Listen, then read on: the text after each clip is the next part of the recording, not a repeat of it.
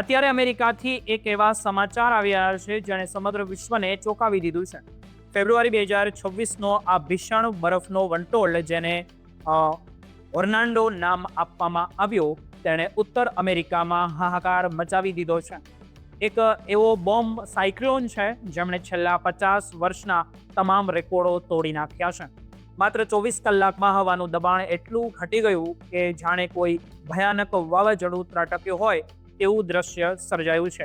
તમે આ ફોટો જોઈ શકો છો સ્ક્રીન ઉપર. રોડ, રસ્તાઓ અને એરપોર્ટ પર બધું જ બરફની ચાદરની નીચે ઢંકાઈ ગયું છે. ખાસ કરીને ન્યુયોર્ક, ન્યૂ જર્સી અને પેન્સિલ્વેનિયામાં પરિસ્થિતિ અત્યંત ગંભીર છે, જ્યાં આપણા ગુજરાતીઓ રહે છે. અહીં પવનની ગતિ કલાકોના 100 માઇલ સુધી પહોંચી ગઈ હતી, જેમના કારણે વીજળી ગુલ થઈ ગઈ હતી અને લાખો લોકો અંધકાર પટમાં પણ જીવવા મજબૂર બન્યા છે. આ તોફાનને હવામાન શાસ્ત્રીઓ સ્નોઇકેન તરીકે ઓળખાવી રહ્યા છે, કારણ કે તેમાં બરફ અને વાવાઝોડા બંનેનું મિશ્રણ જોવા મળી રહ્યું છે.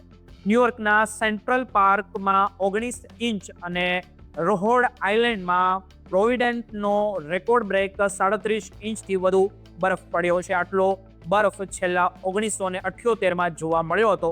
પવનની ગતિ કલાકના 98 માઇલ સુધી પહોંચી જતા અનેક મકાનો અને વીજળીના થાંભલાઓ ધરાશાયી થઈ ગયા. ગવર્નર હોચુલ અને અન્ય રાજ્યોના વડાઓએ લોકોને ચેતવણી પણ આપી છે કે આ તો માત્ર શરૂઆત છે, હજુ મોટું સંકટ તો માર્ચ મહિનામાં આવવાનું બાકી છે. ખાસ કરીને એર ઇન્ડિયા ફ્લાઇટ AI 101 અને 102 તેમજ મુંબઈની AI 191 ફ્લાઇટ રદ થતા એરપોર્ટ પર લોકોની ભીડ જામી છે.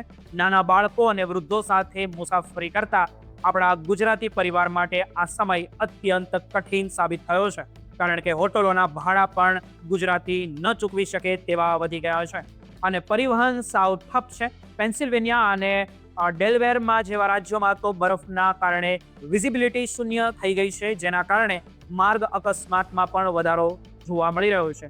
ન્યૂ જર્સીમાં જોઈએ તો સેવાઓ જેવી કે બસ અને ટ્રેન સંપૂર્ણ બંધ કરી દેવામાં આવી છે, જેમનાથી એરપોર્ટ પહોંચેલા મુસાફરો પણ પાછા ઘરે નથી જઈ શકતા અને અમુક લોકો એવા બરાબરના ફસાયા હોય તેવું લાગી રહ્યું છે.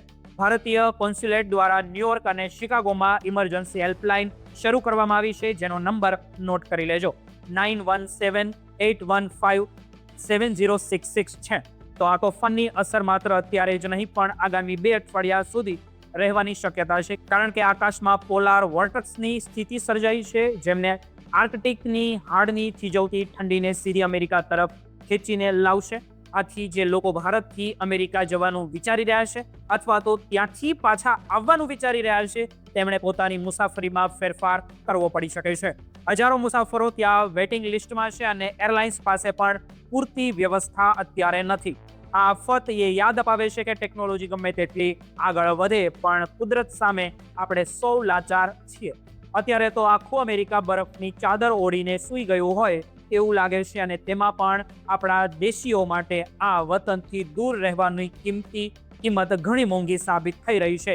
મંત્રાલય દ્વારા પણ સતત નજર પણ રાખવામાં આવી રહી છે અને ટીમ એડ્સ જેવી સંસ્થાઓ પણ મેદાનમાં ઉતરી પડી છે, જેની કોઈ પણ ભારતીય મુસાફરી ભૂખ્યો કે નિરાધાર ન રહે. અત્યારે તો બસ એટલું જ પ્રાર્થના આપણે કરી શકીએ કે આ બરફ વર્ષા જલ્દી ને જલ્દી થોભે અને લોકો સલામતી રીતે પોતાના ઘરે પહોંચી શકે. પરંતુ હવામાન વિભાગના સંકેતો મુજબ હજુ પણ માર્ચના પહેલા અઠવાડિયા સુધી આ પ્રકોપ ચાલુ રહેવાની પૂરેપૂરી સંભાવના છે. તો સાવચેત રહેવાની સલાહ દરેક વ્યક્તિને આપણે આપી શકીએ છીએ.